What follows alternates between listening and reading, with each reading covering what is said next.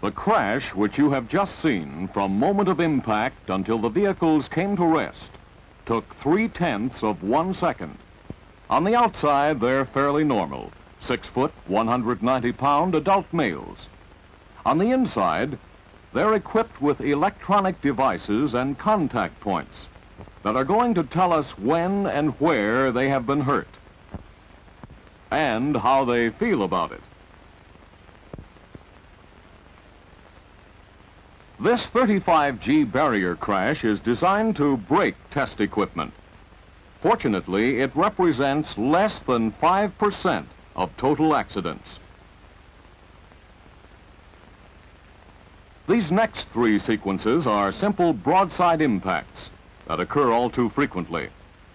The first, at slow speed, pushes the victim car sideways approximately 3 feet.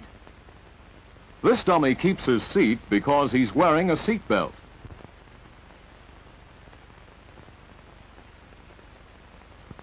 And from the back seat of the moving car, we get a different picture.